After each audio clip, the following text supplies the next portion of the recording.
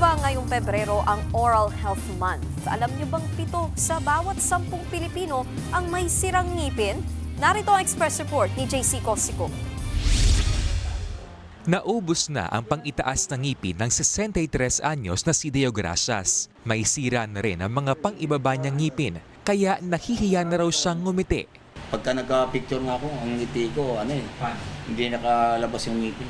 Paano ka ngumiti? Ganun lang. Palagay ko sir yung kasi sigarilyo, tapos kape, tapos malamig na tubig. Gustuhin man daw niyang magpa-check up, kulang siya sa budget. Yan din ang sentimiento ng nanay na si Jenny. May sira rin kasi sa ngipin ang 5 taong gulang niyang anak dahil daw sa kakakain ng matamis. Mahilig na po siyang kumain ng chocolate, candy, ganun. Sinasabihan niyo naman. Opo. Pero makulit eh. Hindi mapigilan yung pagkain niya ng chocolate eh. Ayon sa Department of Health, nasa 72% o 7 sa bawat 10 Pilipino ang may sira sa ngipin. Base yan sa National Survey on Oral Health noong 2018.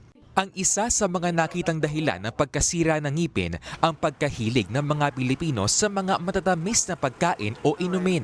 Kanin, may carbohydrates yan, nagiging asukal ang nagbe-breakdown, tinapay and many other things. Pati yung mga soft drinks, may halong asukal yan.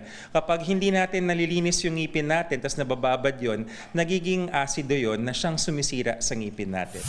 Dagdag ng mga eksperto, hindi dapat binabaliwala ang sira sa ating mga ngipin dahil maaari itong mauwi sa iba pang mga sakit. Because of the pathways ng daluyan ng dugo natin, okay, una muna pwedeng pumunta sa utak. Okay, pwedeng mamamaga ang mga kulani mo. Okay, magkakaroon ng infection, pupunta sa iyong puso. Okay?